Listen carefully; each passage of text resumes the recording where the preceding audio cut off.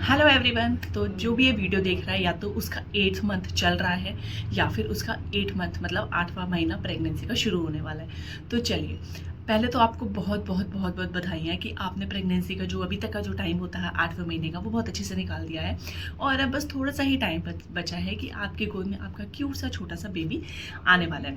But अब क्या होता है, जो हमारा 8वां 9वां महीना होता है, इस टाइम पर हमें कुछ चीज़ों का ध्यान रखने की ज़रूरत होती है। तो इस वीडियो में हम जानेंगे कि 8वें महीने में कौन कौन सी चीज़ें होती हैं जो आपको प्रॉब्लम करती हैं और किन चीज़ों का आपको ध्यान रखना है और कौन सी ऐसी चीज़ें हैं जो आपको बहुत ज़्यादा सोच समझ कर चलनी है। तो चलिए, फिर मैं डॉक्टर पूजा आज आपके सामने वीडियो में लेकर आई हूँ 8वें महीने में जो भी प्रेग्नेंट लेडीज़ हैं उनमें बॉडी में क्या क्या चेंजेस होते हैं, उनको क्या क्या प्रॉब्लम्स आती हैं, और अगर जो भी उनको प्रॉब्लम्स हैं तो उनको किन चीज़ों का ध्यान रखना चाहिए कि उनको ये सब प्रॉब्लम्स ना हो। चलिए, इस वीडियो को 2 पार्ट में डिवाइड करेंगे। सबसे पहले कि इस 8th मंथ में क्या क्या प्रॉब्लम्स होती हैं, क्या क्या चीज़ें आपको दिखाई देती हैं, और दूसरा पार्ट हम करेंगे कि आपको किन किन चीज़ों का ध्यान रखना है। तो चलिए, सबसे पहले अगर मैं बोलूँ कि क्या क्या चेंजेस होते हैं, तो सबसे पहले अगर मैं बात करूँ तो आपको बहुत ज़्यादा टेम्परेचर हीट जैसा फील होगा। मतलब आपको गरम गरम फील होगा, आपको हीट फील होगी। मतलब आपको ऐसा होगा कि मौसम ठंडा है फिर भी आपको गर्म लग रहा है, और आपने कपड़े पहने फिर भी आपको ऐसा लग रहा है कि मेरे मतलब आपने नॉर्मली कॉटन के कपड़े पहने फिर भी आपको ऐसा लग रहा है कि मुझे बहुत ज़्यादा हॉटनेस हो रही है, मतलब मुझे बहुत ज़्यादा गर्म लग रहा है, मेरे अंदर से जो है वो हीट निकल रही है।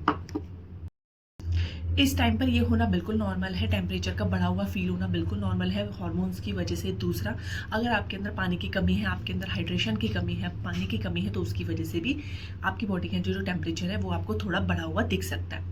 दूसरा होता है फॉल्स लेबर पेन। मतलब इस टाइम पर क्या होता है कि वैसे आपको जो फॉल्स लेबर पेन है वो 7th मंथ से ही आने शुरू हो जाते हैं, बट 8th मंथ में आपको वो जो लेबर पेन है वो 30 सेकेंड से 1 मिनट तक फील होता है। मतलब आपको ऐसा लगेगा कि आपकी डिलीवरी होने ही वाली है और आपको वो जो लेबर पेन है वो 1 मिनट तक एक्सटेंड हो जाएगा। तो इसमें भी आपको घबराना नहीं है।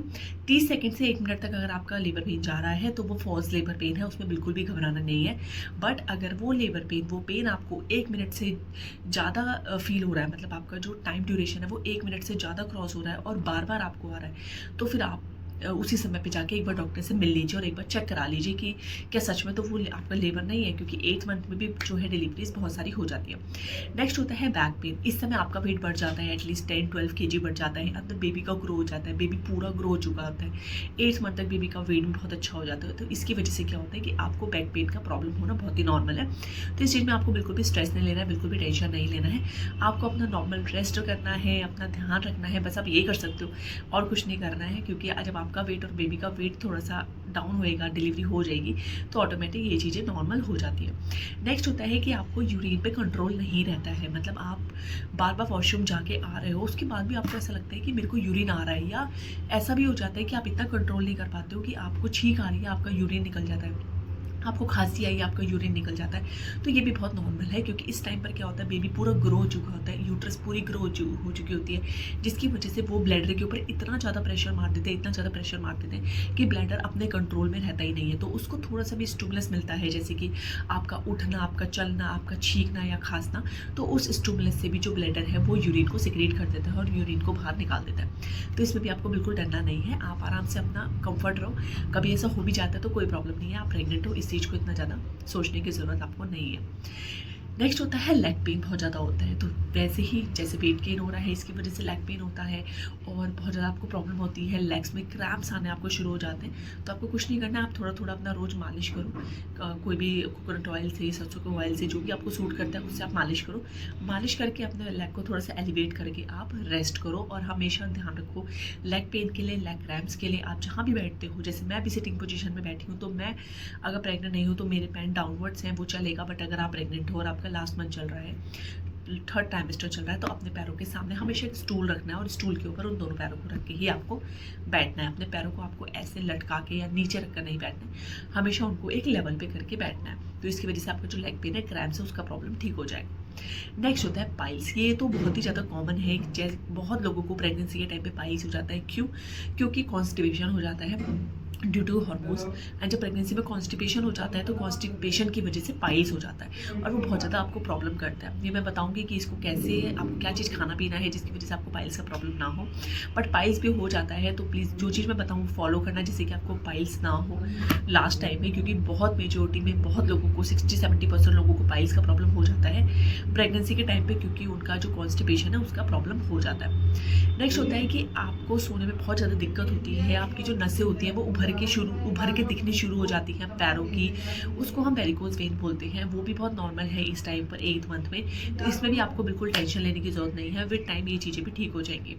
लास्ट सबसे इंपॉर्टेंट होता है वाइट डिस्चार्ज। इस टाइम पे आपको वाइट डिस्चार्ज फील होगा, आपको पूरा टाइम गीला गीला लगेगा, वाइट डिस्चार्ज आएगा। डरना नहीं है, अगर वो वाइट डिस्चार्ज क्लियर है, कोई स्मेल नहीं है और वाइट कलर का है तो बिल्कुल नहीं डरना है। बट अगर उसमें से गंदी स्मेल आ रही है, वो क्रीमी कलर थोड़ा ऐसा जैसे ब्राउन डिस्चार्ज या डेड डिस्चार्ज वाले कलर का है और उसमें गंदी स्मेल आ रही है तो, और बहुत ज़्यादा अजीब सा है, मतलब ऐसे लंप जैसा है, तो आपको डॉक्टर को जाके मिलना है और ज़रूर दिखाना है अपने आप को। बट अगर वो क्लियर है, वाइट है, कोई भी स्मेल नहीं है तो डैट इज़ नॉर्मली ओके, कोई प्रॉब्लम नहीं है। तो ये सारी चीज़ें थी जो 8वें महीने में आपको फील होती हैं, आपकी बॉडी के अंदर चेंजेस आती हैं। तो इनमें से जो भी चीज़ अगर आपको हो रही है तो कोई भी टेंशन लेने की आपको ज़रूरत नहीं है, अनटिल अनलेस वो कोई एक्सट्रीम लेवल पर चली जाए, जैसे कि लेबर पेन 1 मिनट से ऊपर चला जाए, या आपको वाइट डिस्चार्ज का कोई दूसरा वाला प्रॉब्लम हो जाए जिसमें स्मेल आ रही हो इस तरह से। उसके अलावा अगर ये सारी चीज़ें हो रही हैं तो बिल्कुल नॉर्मल है, कोई प्रॉब्लम नहीं है। चलिए अब हम बात करते हैं कि आपको चीज़ों का सबसे ज़्यादा ध्यान रखना है। सबसे पहले आपको ध्यान रखना है बैलेंस डाइट का।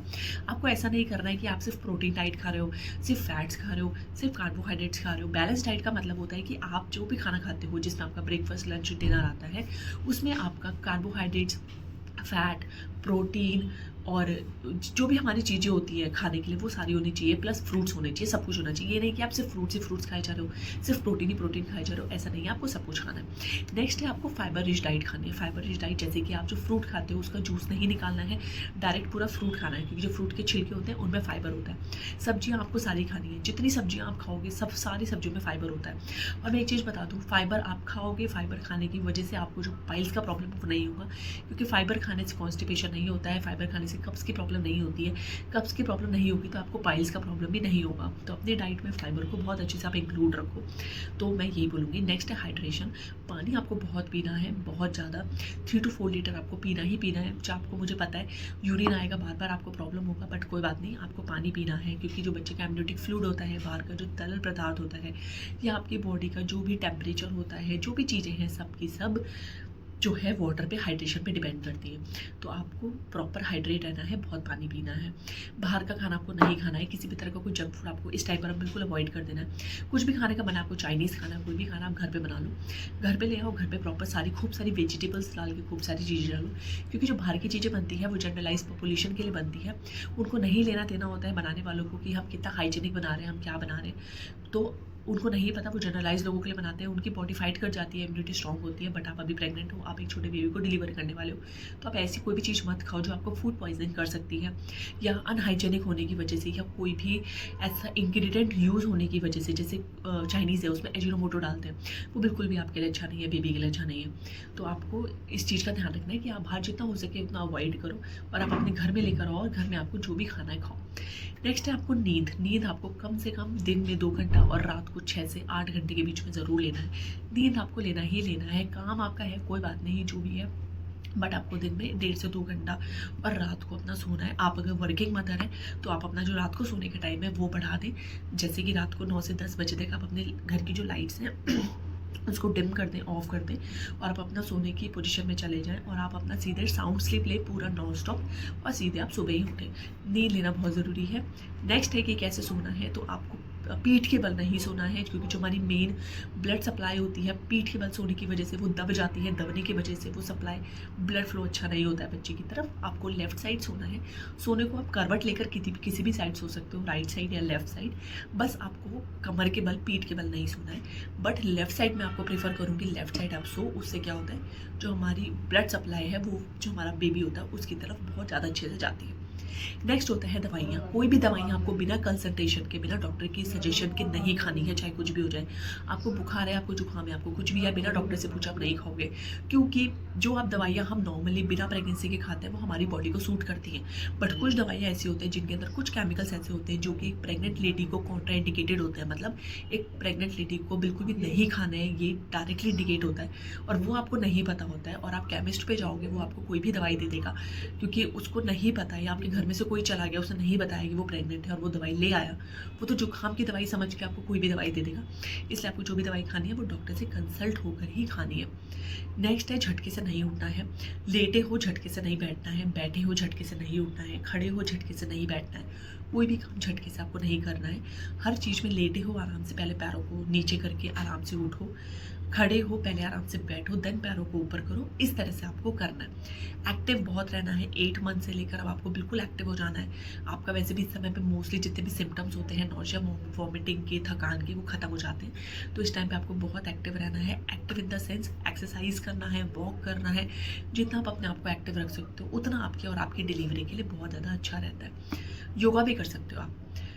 नेक्स्ट है हीमोग्लोबिन और शुगर को बार बार चेक करना है, क्योंकि ये एक ऐसा टाइम होता है 8 मंथ 9 मंथ में जब आपका हीमोग्लोबिन भी कम हो सकता है और उसमें भी प्रॉब्लम आ सकती है। आपका शुगर भी बढ़ सकता है और आपका ब्लड प्रेशर भी बढ़ सकता है, जिनकी वजह से कॉम्प्लिकेशन आ सकता है डिलीवरी में और प्री मैच्योर डिलीवरी भी हो सकती है। तो अपना ब्लड शुगर और हाइपरटेंशन, जो आपका ब्लड प्रेशर है, वो तीनों आपको टाइम टू टाइम चेक कराना है। आयरन की दवाई आपको लेनी है सुबह खाली पेट, और कैल्शियम के साथ आयरन की दवाई आपको नहीं लेनी है।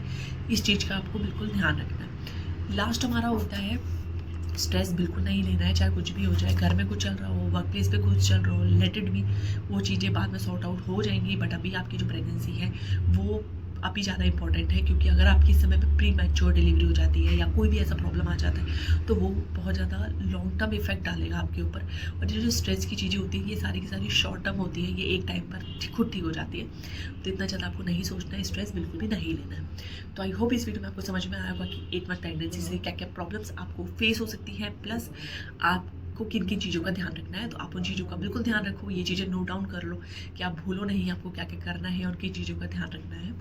तो आई होप ये वीडियो आपको अच्छा लगा हो तो आप प्लीज़ इसको शेयर करना, जितने भी लोग प्रेगनेंसी प्लान कर रहे हैं और प्रेग्नेंट हैं और जिनका 8 मंथ चल रहा है या आने वाला है, सो डैट उनको भी थोड़ा हेल्प हो जाए। स्पेशली मैं बोलूँगी, अगर मैं पर्सनली इस चीज़ पर बोलूँ कि इस बारे में सबको पता है, जो मैंने बताया लोगों को बहुत आइडिया है, आजकल रिसर्चेस के थ्रू लोग वीडियोज़ वगैरह देखते हैं, बट इसमें सबसे इंपॉर्टेंट जो है वो पाइल्स का है। पाइल्स के बारे में लोग अभी भी इतने अवेयर नहीं है। तो प्लीज़ इस वीडियो में मैंने पाइल्स के बारे में भी इसलिए बात करी है कि पाइल्स हो जाता है और ना हो उसके लिए आपको क्या खाना है, कैसे करना है, तो उस चीज़ का आपको ध्यान रखना है। तो चलिए फिर आज के लिए इतना ही। कल हम दोबारा मिलते हैं एक हेल्थ अवेयरनेस वीडियो के साथ। तब तक आप सब अपना ध्यान रखिएगा। Bye bye, take care.